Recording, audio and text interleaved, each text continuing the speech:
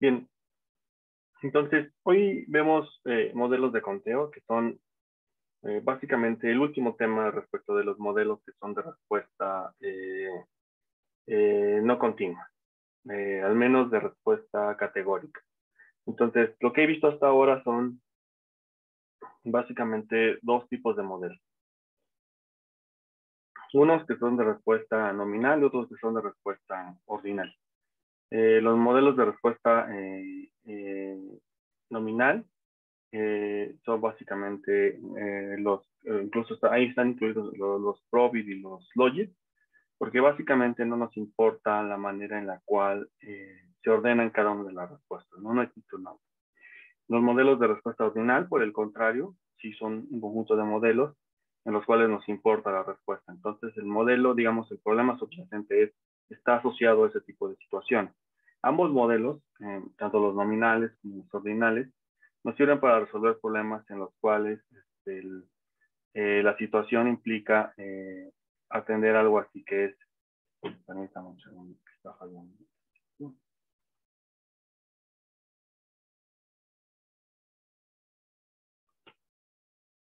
Ok. Bien, entonces, los modelos que vi la clase pasada, bueno, las clases pasadas son básicamente así, ¿no? Son modelos que pueden tener respuestas del estilo 1, 2, 3, o 4, o 5, o 6, o lo que sea eventualmente, ¿no? Denme un segundo, porque por alguna razón está fallando mi cursor.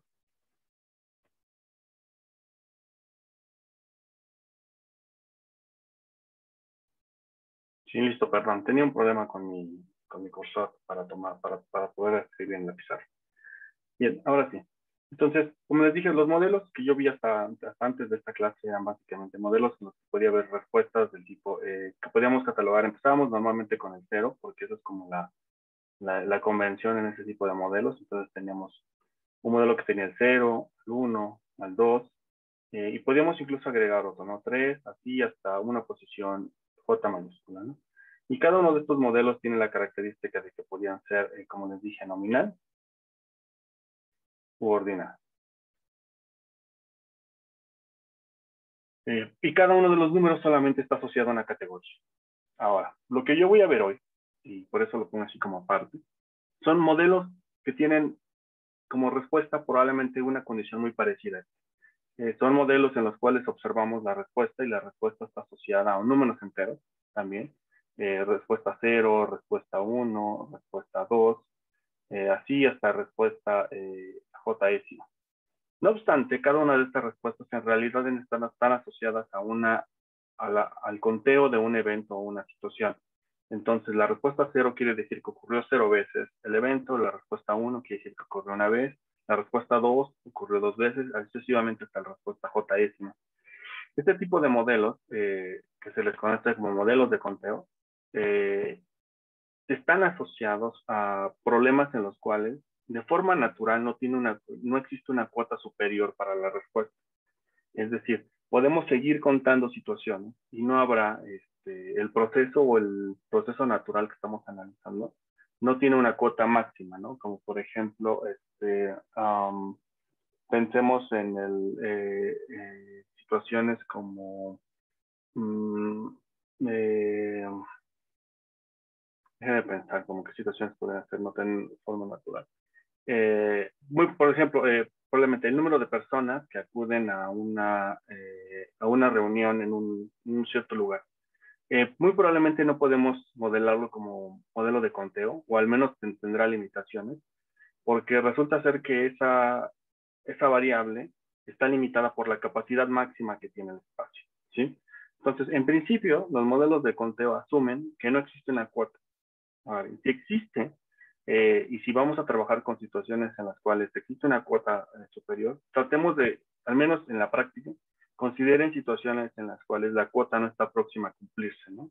Entonces no es tan claro que a lo mejor ya está muy cercano a cumplirse. En el ejemplo numérico que yo voy a ver durante la clase, está en esa frontera dudosa entre que si sí es de conteo o no es de conteo.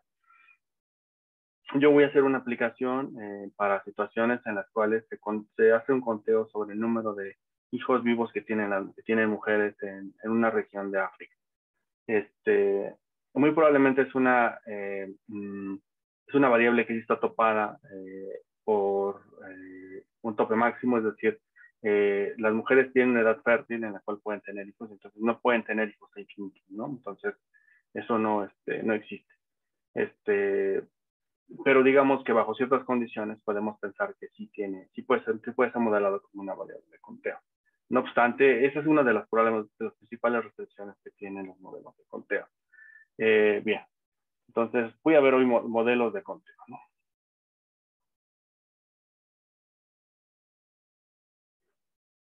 Bien, ahora, dentro de los modelos de conteo existen diferentes formas de estimarlos o de construirlos. Eh, Todos los modelos de conteo están basados en funciones de densidad de probabilidad que están asociados a situaciones que son problemas de conteo. ¿Cuáles son esas dos funciones básicas que ustedes conocen que son problemas de conteo? Bueno, la más común probablemente es una situación en la que la función de densidad es del tipo Poisson. Es la forma más común que ustedes conocen de conteo. Otra puede ser una hipergeométrica.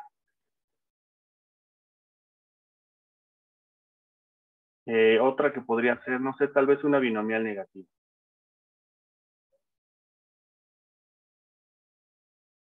Y muy probablemente algunos trabajen con una exponencial. Y dentro de la familia exponenciales, algunas muy particulares, ¿no? Pero existen todas esas familias de funciones de densidad que podrían ser modeladas o podrían permitiros modelar una situación en la cual hay problemas de conteo. No obstante, yo hoy en clase voy a trabajar únicamente con los modelos basados en situaciones del tipo Poisson. Y es el modelo más sencillo de implementar y es el más sencillo de entender cómo funciona. Bien.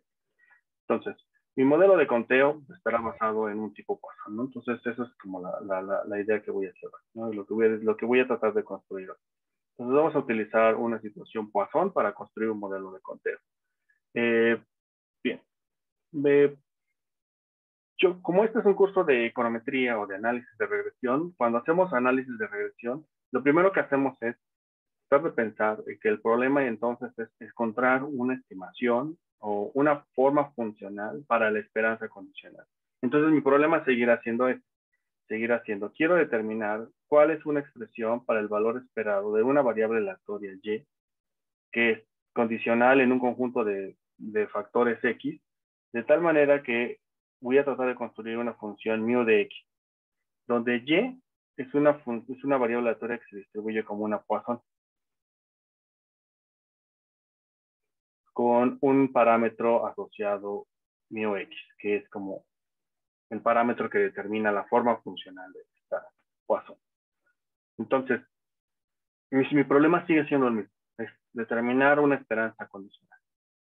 Es lo mismo que he venido haciendo desde que inicié el curso, ¿no?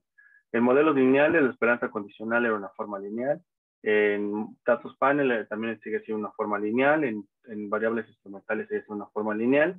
En sistemas de ecuaciones también. Cambiamos de forma lineal a no lineal cuando empezamos a hablar de los modelos Probit y Logit, y luego pasamos con los ordinales y con los multinomiales. Pero en general siempre el problema fue determinar la esperanza condicional de una variable aleatoria. Entonces, ahora,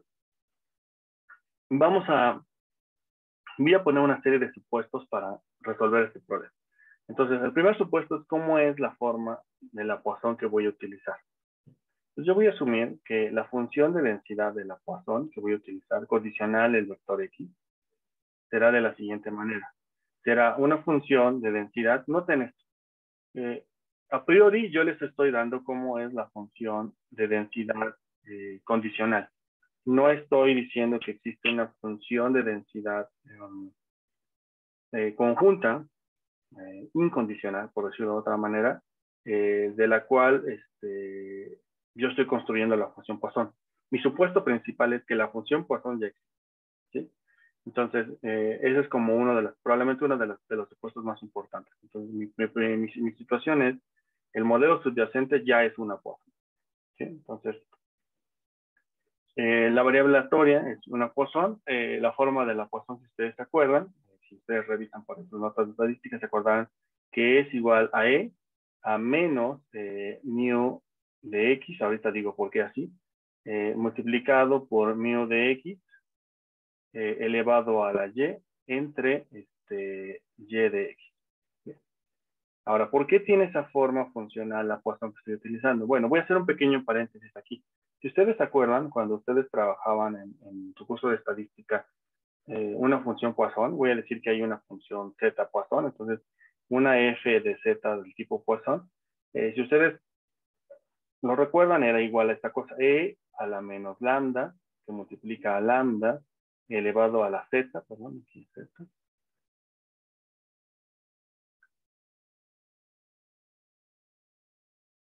elevado a la Z, respecto de secta factorial. Esta era la forma tradicional de una Poisson que ustedes utilizaban en estadística. ¿Qué características tiene? Bueno, era que, por ejemplo, que la esperanza de Z era igual a lambda. ¿Qué otra característica tenía? Bueno, que la varianza de Z también era igual a lambda. ¿Sí? ¿Se acuerdan de esas formas de densidad de sus cursos de estadística?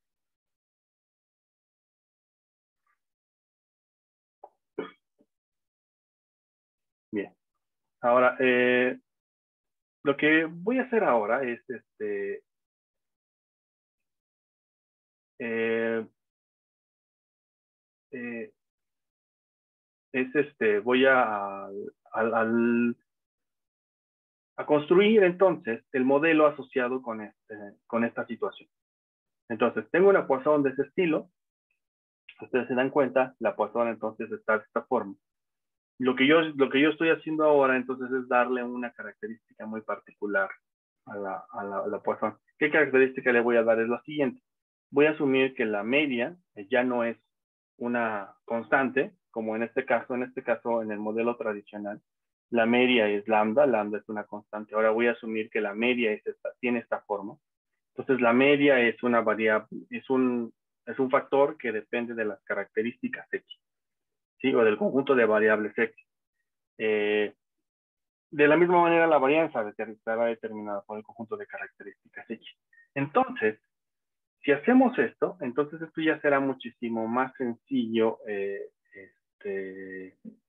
analizar, porque en este punto ya estoy incorporando cómo es que las variables X tienen efecto sobre la función Poisson, ¿no? Entonces ya estoy haciendo la conexión de cómo es que el conjunto de variables explicativas pueden darnos una forma funcional particular de la distribución Poisson que vamos a utilizar.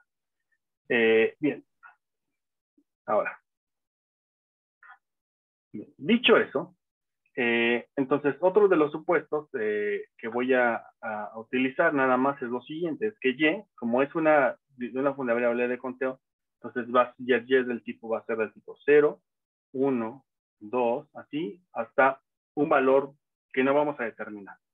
Porque en realidad uno de los supuestos, como nos dije al inicio, es que no existe una cuota superior para la variable de contexto. Entonces, puede ser lo que ustedes quieran.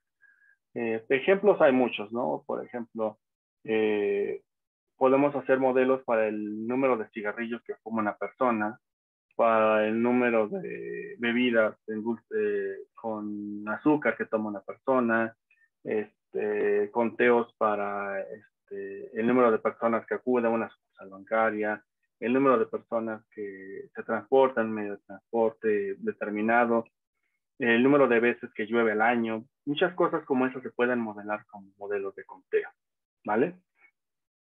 Y siempre podemos utilizar variables que nos permitan explicar por qué ocurrió esa variable concretamente. Bien. Ahora, bien, otro de los supuestos, y este es el supuesto final con el que termino como mi parte de supuestos, y ahora sí me voy a subir a la parte de la estimación, es lo siguiente. Voy a asumir que la forma funcional mu de x va a ser de una forma muy particular.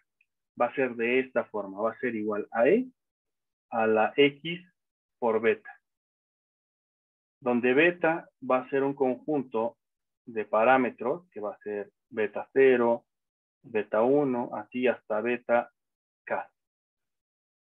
Beta van a ser los factores o las combinaciones lineales que van a permitir entender el efecto que tienen sobre la variable de conteo. Ahora, la forma funcional que estoy asumiendo para la media condicional es muy particular.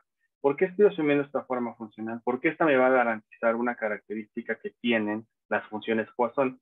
¿Cuál es esa característica que tienen las funciones Poisson? Es que el parámetro lambda, si ustedes recuerdan cuando planteé aquí mi paréntesis, este parámetro lambda, una de las características que tiene para los modelos Poisson es que es un valor no negativo. Entonces, de esta manera, ¿cómo garantizo que esta lambda sea no negativa? Bueno, voy a asumir una forma funcional muy particular que no pueda tomar valores negativos. ¿Cuáles formas funcionales existen que yo sé que toman valores no negativos? Bueno, las exponenciales son unas de ellas. Y en este caso voy a utilizar la exponencial porque al final del día me va a facilitar muchísimo la forma en la que voy a construir la función de verosimilitud asociada y por lo tanto el proceso de estimación. Entonces digamos que de un poquito como de forma tramposa estoy utilizando una forma funcional muy particular. Bien. Ahora, bien. Entonces entremos de ahora a la parte de la estimación. No sé si tengan alguna duda hasta esta parte de lo que he planteado como la parte teórica o los supuestos básicos del modelo Poisson. No, profe. Ok, vale. Entonces, vamos a hacer esto. Entonces, voy a plantear lo siguiente. Voy a asumir que existe una matriz X, que va a ser una matriz que va a ser de la forma, va a tener de dimensión n por k, donde es una matriz que contiene variables explicativas. ¿Sí? Entonces, X va a ser el conjunto de variables explicativas para Y. Otra característica va a ser que mi vector Y va a ser el conjunto de la variable de conteo.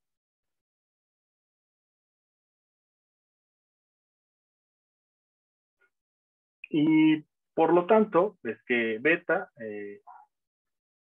va a ser de dimensión k por 1. ¿Sí? Entonces voy a empezar a contar desde el beta 1 va a ser la constante hasta el beta k. No solamente para hacer simple el proceso de estimación y no complicarnos con los índices, porque a veces resulta un poquito engorroso traer símbolos adicionales. Entonces, el mecanismo de estimación de los modelos de conteo también es un proceso de estimación de máxima verosimilitud.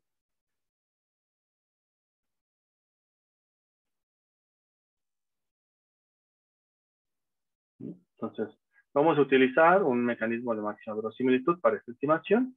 Bien. Si voy a utilizar entonces un modelo de máxima verosimilitud para la estimación, necesito construir una función de verosimilitud.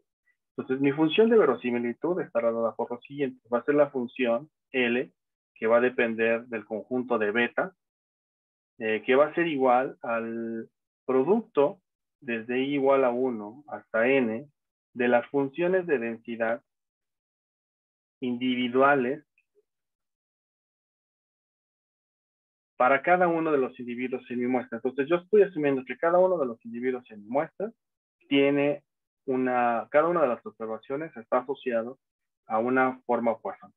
Cada uno de esas es una variable independiente que tiene esta forma funcional. Por lo tanto, lo que yo puedo decir es que esto será igual al producto desde i igual a 1 hasta n de la forma funcional que había descrito anteriormente, ¿no? Que era igual a e a la menos mu de xi que multiplica a mu de xi elevado a la y sobre y. ¿Sí? Ahora, como ocurre recurrentemente es que yo no opero la forma funcional en la función de máxima verosimilitud en su forma directa, sino lo que hago es normalmente la trabajo en su forma logarítmica. Entonces, para trabajar en la forma logarítmica voy a desarrollar un poquitito más de expresión Si desarrollo esa expresión, entonces esto me va a quedar como E a la menos la suma de todas las mu de xy por mu de xy que multiplica a la suma de todas las y, dividido entre y1 factorial por y2 factorial punto por yn factorial. Entonces, lo único que hice fue desarrollé la función de verosimilitud de este producto, lo desarrollé en su forma, ¿cómo se llama? En su forma, desarrollé el producto que tiene y acomodé los exponentes de manera que me diera esa expresión. Bien, ahora, voy a tomar entonces ahora el logaritmo de esa función. Entonces, cuando tomo el logaritmo natural de la función L de beta, esto me va a dar igual a la siguiente expresión. Me va a quedar como menos la suma de todas las mu de xy. Ahora sí voy a poner los índices desde igual a 1 hasta n. Arriba no los puse solamente por no complicar la notación. Más, esto sería igual a la suma de las y, bueno, sí, la suma desde i igual a 1 hasta n de y por el logaritmo natural de mu xy. Menos la suma desde i igual a 1 hasta n de las y, del logaritmo de y factorial.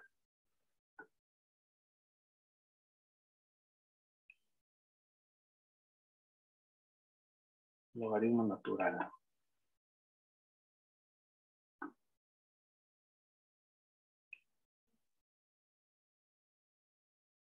De y, listo. Entonces, esta es la forma funcional de una función de verosimilitud del tipo Poisson en su versión logarítmica. Vale. Donde mu de xy es de la forma e a la menos xy por beta. Esa es la forma funcional que tiene mu de xy. Ahora, el objetivo entonces es estimar quiénes son los coeficientes beta asociados que maximizan esta función. ¿Cómo lo determino? Hay que encontrar las condiciones de primer orden. En este caso, lo que tengo que hacer es entonces encontrar quién es la derivada del logaritmo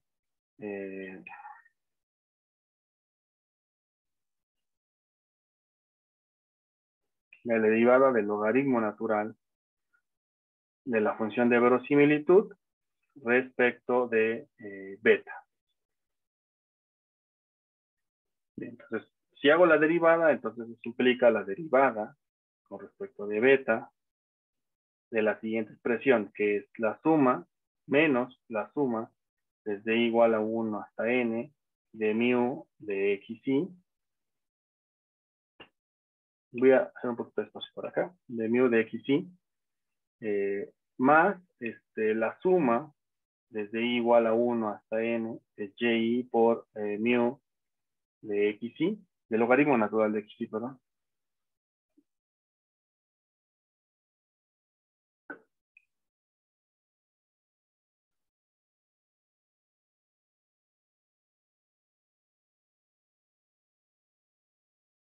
Y bueno, está un poco más de espacio por acá. Menos la suma desde i igual a 1 hasta n del logaritmo natural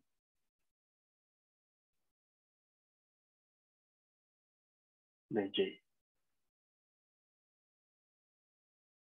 Bien, entonces, cuando hago la derivada de esto, lo primero que puedo notar es que el último componente, este último componente no depende de beta, porque ahí solamente está la variable y. Entonces, digamos que yo este término lo puedo despreciar de la derivada y no va a pasar nada. Entonces, la derivada solamente se va a ver afectada por los dos primeros términos, por el término que es básicamente la suma de todas las esperanzas condicionales o la suma de todas las mu individuales y del logaritmo de esas esperanzas condicionales o de esas mu i ajustadas por la variable de conteo. Entonces, continuando mi desarrollo, lo que voy a encontrar es que la derivada estará dada por lo siguiente. Entonces, la derivada será igual la derivada individual, que sería menos, le voy a poner así, menos la suma desde i igual a 1 hasta n de la derivada con respecto de beta de mu de xi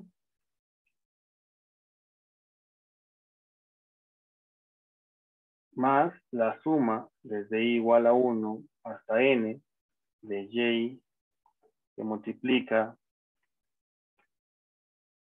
a la derivada con respecto de beta del logaritmo natural de mu de x.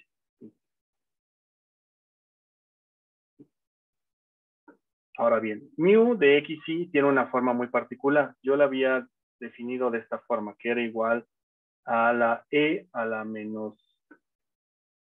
No, no es cierto, no le puse menos, era positiva.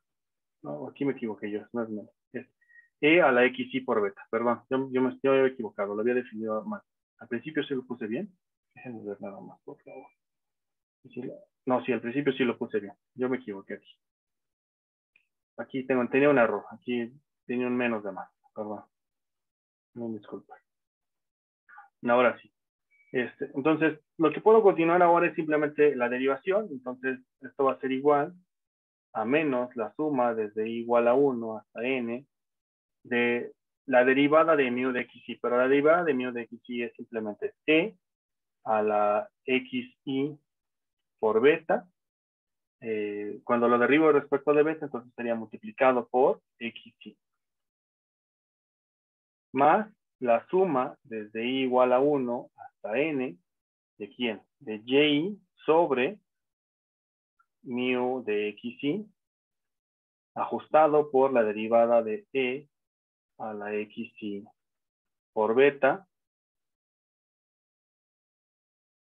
por xi. Entonces, esta es mi función de la derivada de mi función de máxima verosimilitud. Si ustedes se dan cuenta, esta no tiene una forma analítica o forma sencilla de despejar a beta, porque lo que seguiría ahora sería igualar esta expresión a cero y despejar para beta y encontrar qué valores de beta son los que nos permiten encontrar que esta función toma el valor de cero, porque es la derivada. Entonces, cuando no podemos resolver este problema de manera directa, lo que hacemos es que entonces hacemos aproximaciones numéricas. Lo que hace el software es que toma la derivada y encuentra aproximaciones numéricas para beta que se acercan mucho al valor de cero de esta función. ¿Sí? Entonces, propiamente no voy a ofrecer en este punto una expresión analítica para los coeficientes beta. ¿Vale? Bien. Ahora, lo único que nos restaría simplemente es, una vez que hemos encontrado la derivada, nos restaría simplemente encontrar la segunda derivada, que es la derivada segunda del logaritmo natural de la función L de beta respecto de beta transpuesta. ¿Y esta por qué es importante? Porque a través de esta variable o de esta derivada segunda, nos vamos a permitir encontrar la varianza. ¿Cómo? Bueno, es que una vez que hemos encontrado una expresión para esta derivada, vamos a determinar que la varianza de beta estará asociada a menos el valor esperado de la función hessiano evaluado en beta, todo esto a la menos 1. ¿Pero quién es la función hessiano? Ah, bueno, la función hessiano es la segunda derivada de la función de velocidad, ¿sí? O la matriz hessiana, concretamente. Entonces, una vez que ustedes encuentran la segunda derivada de esa expresión que está allá arriba y resuelven el problema que está abajo, entonces tendrán la varianza de beta. Nuevamente, si hacemos la segunda derivada de esa expresión, nos vamos a dar cuenta que en realidad no podemos encontrar una forma cerrada para la varianza tampoco. Entonces, siempre lo que va a pasar es que vamos a ofrecer aproximaciones numéricas tanto para la derivada como para la segunda derivada. Por lo tanto, todos los resultados que encontremos en el proceso de estimación de un modelo de conteo siempre serán aproximaciones numéricas hechas por el software. Y nunca será una forma cerrada o analítica para el problema, ¿vale? Muy parecido a lo que tenemos en el caso de los probit y los logic, en los cuales tenemos también formas funcionales que cuando queremos resolver para beta no existen las formas analíticas concretas o cerradas, ¿vale? Bien, ¿alguna duda con mi planteamiento de la estimación? No. Ok, vale, buenísimo. Entonces, ahora, solamente para cerrar la parte teórica, voy a incorporar una cosa que se llama efecto marginal.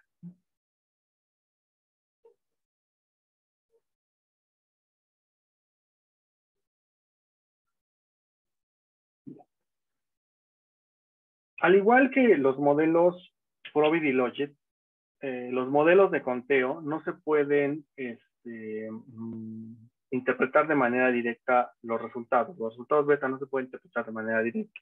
Se tienen que interpretar a través de los efectos marginales. Entonces, cada vez que estimamos un modelo de conteo, los coeficientes beta nos dirán ciertamente la combinación o la forma de las combinaciones lineales que se tienen que ocurrir dentro de las variables X para obtener un resultado. Sin embargo, lo que recurrentemente nos va a interesar analizar es encontrar cuál es la contribución que cada una de las variables hace a la respectiva probabilidad de que ocurra o de que el modelo nos dé la variable de conteo, nos dé específicamente uno de los valores de conteo que queremos estimar. Entonces, para poder resolver este problema voy a incorporar el concepto de efectos marginales también en esta situación. Entonces, el efecto marginal en los modelos de conteo es cerrado de la siguiente manera. El efecto marginal para una variable k'ésima será igual a la derivada del valor esperado de la variable aleatoria y condicional en xy respecto de la variable x k'ésima que me interese analizar. Bien. Entonces, esto implica resolver la siguiente. Entonces, de resolver la derivada con respecto de xk. ¿De quién? Del valor esperado. Pero el valor esperado yo sé que es mu de xy. Pero mu de xy tiene la forma e elevado a la xy por beta. Entonces, si resuelvo esta derivada, me voy a dar cuenta que la respuesta sería lo siguiente. Sería beta, la beta k'ésima, por e a la xy por beta. Entonces, el efecto marginal de cada una de las variables va a ser igual a el valor de la media condicional ajustado por el respectivo parámetro k'ésimo que nos interesa analizar. Digamos, es una de las formas más sencillas que existen en efectos marginales. Si ustedes se acuerdan, la forma del efecto marginal del Probit y Logit era ligeramente más complicada. Bien, esto es para cuando las variables son continuas. Pero cuando las variables son categóricas o discretas, concretamente, el efecto marginal estará dado por lo siguiente. El efecto marginal de la variable k'ésima será igual al valor esperado de la variable aleatoria y cuando xy,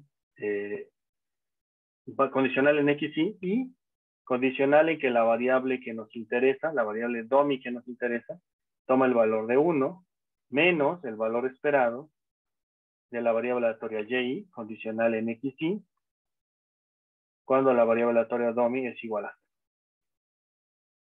0. ¿Sí? Entonces solo será una diferencia de los valores esperados. El valor esperado cuando la domi toma el valor de 1 menos el valor esperado cuando la domi toma el valor de 0. Y ya. Esa sería la forma de estimar el efecto marginal en el caso de variables. Vale. Bien. ¿Alguna duda hasta este punto? Si no, quisiera entrar a la parte numérica del caso de. Bien. Entonces, voy a trabajar hoy con un archivo que se llama, déjenme por favor compartirles mi pantalla con con el ejercicio del día de hoy. Les voy a cambiar de pantalla.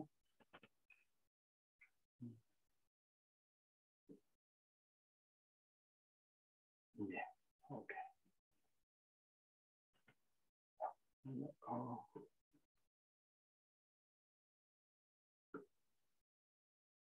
Bien, entonces hoy vamos a trabajar con el archivo que se llama la clase 7, que son modelos de conteo, y la clase 7 contiene el siguiente notebook. Este notebook que se llama Poisson Regress. ¿Vale? Bien. Entonces, este es un modelo simple, como yo le llamo, para una aplicación de conteo. Entonces, más o menos cortito, pero tratará de reflejar lo que acabamos de ver en la parte teórica.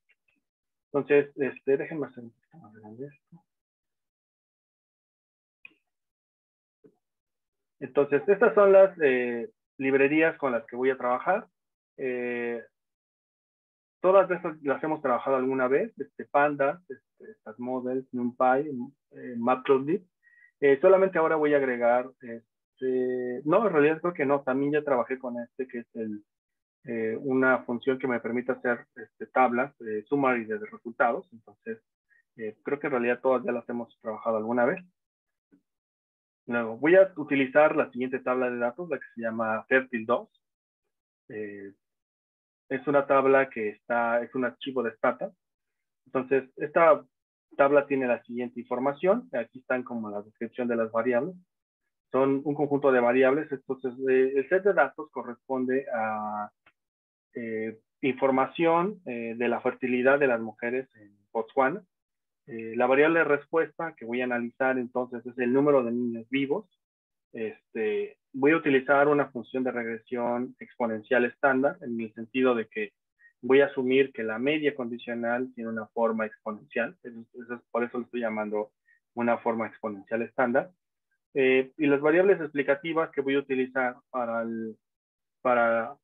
esta variable de conteo son la escolaridad, la variable que se llama educación, la edad al cuadrado, y otros indicadores para binarios, para si la persona está casada o no está bajo ese régimen civil. Si vive en una zona urbana, si tiene electricidad en su domicilio y si posee un televisor, ¿vale? Entonces, digamos, este es un ejemplo básicamente del libro de texto, ¿no? Aquí no tengo asociado ningún paper, sino simplemente los libros de texto de modelos de conteo, pues el ejemplo clásico que utilizo. Por eso no les ofrezco en este caso ningún paper asociado. Bien.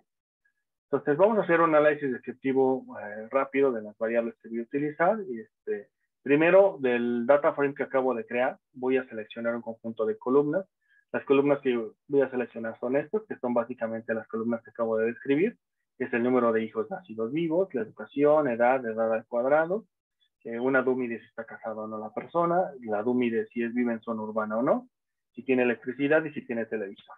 Al final ocupo una función de drop_NA. Lo que estoy haciendo es que una vez que selecciono las columnas, lo que le estoy diciendo a Python, si hay alguna de estos individuos que tiene un NA, quiero que borres completamente su registro. Entonces va a borrar todos los registros que tienen NA y me va a dejar la tabla completa. Y eso lo voy a guardar en un nuevo data frame, ¿no? Ahora bien, vamos a analizar una estadística efectiva muy rápida, ¿no? Entonces voy a tomar la columna que se llama Children y voy a tomar el valor máximo. Y también de esa columna el valor mínimo. Entonces vamos a ver cómo se ven los valores máximos y mínimos, ¿no? Entonces resulta ser que el valor máximo de hijos vivos es 13 y el valor mínimo es 0. Entonces tenemos información en ese rango de resultados. Vamos a ver un histograma muy rápido para ver cómo se ven las variables, la variable concretamente del número de hijos nacidos vivos, ¿no? Entonces, voy a utilizar la función Matplotlib en este caso. Le voy a dar alguna información, ¿no? Quiero que haga el histograma para esta variable, la que se llama children, la variable children. Quiero que utilice 14 bins o 14 grupos o 14 categorías en el histograma. Entonces, me va a calcular 14 ¿Por qué le digo que me haga 14? Porque yo sé que el número mínimo y el número máximo de hijos es, el número mínimo es 0 y el número máximo es 13. Por lo tanto, si le pongo 14 categorías, me va a hacer una categoría para cada número de hijos, ¿sí? Pues una categoría va a ser para 0, otra categoría va a ser para 1, otra categoría va a ser para 2 hijos y así sucesivamente hasta la última categoría que son 13 hijos, ¿no? Entonces, quiero que me que me normalice los datos, entonces no me va a presentar los datos en términos de frecuencia absoluta, sino me va a presentar los datos en términos de frecuencia relativa. ¿Qué tipo de barra quiero que sea? ¿Qué tipo de histograma quiero que sea barra? ¿No? Y aquí ya nada más lo único que hago es ajusto algunas características del gráfico, ¿no? Como en este caso es quién va en el eje Y, es el Y-label, y el título de la gráfica, ¿no? Que es Histogram Numbers of Living Children. Bien, entonces, esta es la manera en que se ve el histograma y claramente se ve esa forma que tienen los modelos Poisson. Si ustedes alguna vez revisan sus notas de estadística, se van a dar cuenta que los modelos Poisson tienen esa forma de descendiente, ¿sí? Entonces, una de las primeras cosas que deben hacer cuando quieren implementar un modelo de conteo es hacer este histograma y verificar que sus datos preserva esa forma. Es decir, el dato más común es el más pequeño, ¿sí? El 0 es el más común. Luego el que le sigue es 1 y así sucesivamente hasta el último, que sería, en este caso, 3. ¿Sí? Si no tiene esta forma, muy probablemente su problema no es de conteo, es de otra característica, ¿sí? A lo mejor puede ser un categórico, multinomial, o puede ser un ordinal, ¿sí? Entonces, cuidado cuando hagan tu revisión de datos. Voy a hacer un scatter plot, bueno, un par de scatter plot muy sencillos. Entonces, el primer scatter plot es, voy a tratar de ver cómo se ve la relación del número de hijos nacidos vivos con la edad. Entonces, voy a tomar del data frame que acabo de crear, la edad, y para ponerlo en el eje X, y voy a tomar el número de hijos para ponerlo en el eje Y. Entonces voy a hacer un plot con esta función, que es una función de matplotlib, que es plt scatter. Pues vale quién es la variable X, quién es la variable Y el marcador que voy a utilizar es un punto, ¿no? Bien, ahora aquí nada más le pongo nada más títulos al gráfico, al eje de las X, al eje de las Y, y ya que una vez que hago eso, simplemente le digo que me muestre el gráfico. Si ustedes quieren guardar un gráfico de esto, de Matplotlib, simplemente podrían activar esta que tengo aquí en gato, y esta línea lo que hace es les permite guardar el objeto, ¿no? En este caso es una función de Matplotlib que le dice safety, y lo que les va a guardar es la figura en un formato PNG, que es de los formatos más comunes que guarda Python. Y se ve de esta manera el histograma, ¿no? Entonces, ¿qué es lo que yo esperaría ver, no? Que conforme la edad de las mujeres se va incrementando, muy probablemente el número de hijos nacidos vivos se incrementa. ¿Por qué? Porque las mujeres a lo largo de su vida deciden tener hijos y probablemente van a decidir tener hijos conforme su edad va avanzando. La expectativa sería que conforme la edad va acercándose a, digamos, a edades mayores, el número de hijos va disminuyendo, ¿no? Esa es como la expectativa. Pero bueno, lo que vemos aquí es como esa forma de, al principio crece muy rápido y después como que se suaviza y tenemos algunos outliers muy cerca de los 45 años, ¿no? O de los 40, ¿no? Que son ahí medio raros, pero en realidad pareciera que la curva sí es así, como que crece y luego de repente se aplana un poquito. Ahora veamos otro plot, scatter plot muy rápido, que es ahora respecto a la educación, la misma situación, el número de hijos, pero ahora respecto a la educación. Y vemos el caso contrario, ¿no? Entonces, lo que diría es que a mayor años de educación, el número de hijos es menor. Al menos eso es lo que uno puede intuir de este resultado. Entonces, ¿cuál es mi expectativa? Mi expectativa es que cuando haga mi estimación, la variable de edad va a estar correlacionado de forma positiva con el número de hijos y la variable de educación va a estar correlacionado de forma negativa con el número de hijos. Entonces, vamos a hacer la estimación. Entonces, creo la variable Y es la columna children, la variable X son todas estas variables. Voy a agregar una constante con esta función. Entonces, eso es mi configuración como de matriz X y de matriz Y. Ahora, Voy a hacer una estimación OLS solamente para comparar cómo se vería un OLS respecto de un modelo de conteo, ¿vale? Entonces, vamos a hacer un OLS muy sencillo y aquí están los resultados del OLS, ¿no? Entonces, eh, como habíamos pensado, la educación se correlaciona de forma negativa con el número de hijos y la edad de manera positiva, ¿no? Incluso si ustedes se dan cuenta, todas las variables bajo un modelo OLS son significativas, ¿no? Entonces, si yo quisiera modelar esto como un OLS, estos serían los resultados. El R cuadrado, pues casi 60, bueno, 0.59, entonces mediano no es tan bueno ni es malo en realidad. Ahora, sí vamos a hacer ahora un modelo Poisson, ¿no? Entonces, el modelo Poisson, la manera de estimarlo es lo siguiente. Voy a tomar de la biblioteca StatModel la función que se llama Poisson, y lo que necesita la función Poisson solamente son dos parámetros básicos, ¿no? Que es el vector X y la matriz Y. Eso lo voy a guardar en un objeto que se va a llamar Poisson o Poisson Mod, que es el modelo, y luego lo voy a ajustar o lo estimar, y lo voy a guardar en Poisson Red, y voy a imprimir los resultados, ¿no? Y estos serían los resultados para un modelo Poisson. Bien, ahora voy a comparar ambos modelos, ¿no? Entonces, ¿cómo los voy a comparar? Con esta función que se llama summary cost, ¿no? Entonces, voy a tomar lo siguiente. Entonces, voy a tomar, los resultados van a ser los siguientes. Voy a tomar el objeto que se llama model OLS red y el objeto que se llama Poisson red, ¿no? ¿Dónde creo estos objetos? Los creé aquí arriba, ¿no? El modelo Poisson red está aquí y el modelo OLS red está aquí, ¿no? Aquí los creo, ¿no? Bien, ahora tomo esos dos y lo que le voy a decir es, quiero que tomes los resultados de esos modelos, utilices un formato de este estilo.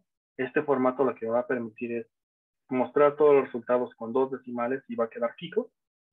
Quiero que me ponga estrellitas para indicarme qué variables son estadísticamente significativas. Y quiero que utilice los siguientes nombres de columna. Entonces, la primera columna se va a llamar modelo OLS y el segundo se va a llamar modelo Poisson. Y quiero que me muestre los siguientes regresores, que son todos esos que yo había considerado. Aquí puedo incluso restringir, ¿no? A lo mejor si no quiero que me muestre algunos o que me muestre algunos solamente, ¿no? Y bien, ese es el título de la tabla que le voy a poner y estos mis resultados, ¿no? Y se vería de esta manera mis resultados. Entonces, lo que puedo yo comparar aquí es lo siguiente. Entonces, si yo hago un modelo OLS, la edad está correlacionada. Lo que dice el modelo OLS es que un año adicional de edad contribuye con 27 y contribuye con 0.27 en el número de hijos. Entonces, cada año va a contribuir 0.27 al número de hijos, lo cual no es fácilmente interpretable porque resulta ser que la variable de respuesta es discreta, no es un OLS, no es propiamente un modelo, no es un modelo lineal, perdón.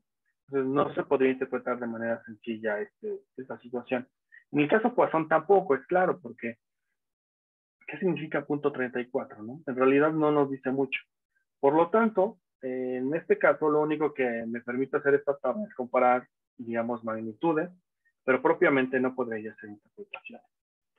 Entonces, me voy a pasar a lo siguiente, que lo siguiente es calcular los efectos marginales, y de esta manera sí podría yo hacer interpretaciones sobre los resultados. Entonces, ahora, voy a hacer los efectos marginales, pero los voy a evaluar sobre la media. Entonces, mi objetivo de esta estimación es calcular cuál es el efecto marginal de cada una de las variables, condicional en que estoy utilizando como un individuo promedio, ¿no? Entonces, me estoy agarrando el promedio de la muestra, entonces hagan de cuenta que lo que voy a hacer es me voy a agarrar una mujer con una edad promedio, con una educación promedio, con el promedio de si está casada o no está casada, y con el promedio de si tiene televisión o no, o si tiene electricidad, o si vive en zona urbana o no. Entonces, voy a evaluar todos esos valores en la media. Creo aquí, en este caso, mi data frame, que va a ser una línea básicamente con esos datos. Y lo que voy a hacer es predecir el modelo LS sobre esta media, ¿no? Entonces, son los resultados. Sobre la media, lo que quiere decir es que en promedio, la mujer promedio de mi modelo, en el caso del modelo OLS, predice que va a tener 2.26 hijos. Entonces, una mujer promedio de mi muestra tendrá 2.26 hijos. Ahora, vamos a ver qué predice el modelo Poisson. El modelo Poisson dice que en promedio una mujer en mi muestra tendría 1.5 hijos. Pues noten esta disparidad. En realidad, el modelo OLS castiga a la alza los modelos de conteo porque sabemos que el modelo Poisson sería el adecuado, ¿sí? Entonces, hay que tener mucho cuidado cuando utilizamos modelos OLS en situaciones que no son lineales, sino en realidad son de conteo, porque en realidad va a sobreestimar los resultados. Bien. Finalmente, vamos a verlo en términos de efectos marginales. Se calculan los efectos marginales sobre igual sobre el promedio, se calculan sobre el promedio, pero el software los calcula de manera automática. Y estos serían los efectos marginales. Entonces, vamos a ver, por ejemplo, ahora sí puedo hacer una interpretación más clara.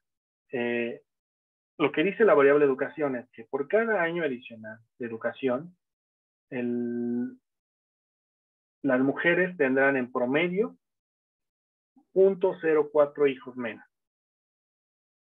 En el caso de la edad, no es tan sencillo estimarlo de manera directa porque tiene la edad al cuadrado, pero voy a tomar únicamente la edad lineal. Ahorita me voy a olvidar un poco de la edad al cuadrado. Entonces, lo que quiere decir es que por cada año adicional que de la mujer, en promedio tendrá 0.76 hijos más, ¿sí? Vamos a ver otras variables como por ejemplo el hecho de vivir en zona urbana, ¿no?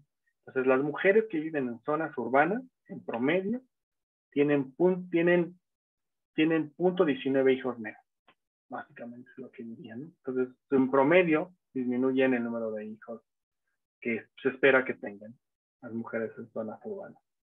¿Bien? Bien, creo que justamente me alcanzó el tiempo justo para explicar mi modelo. Bien, aquí le quiero dejar por hoy. No sé si tengan alguna. No, profe.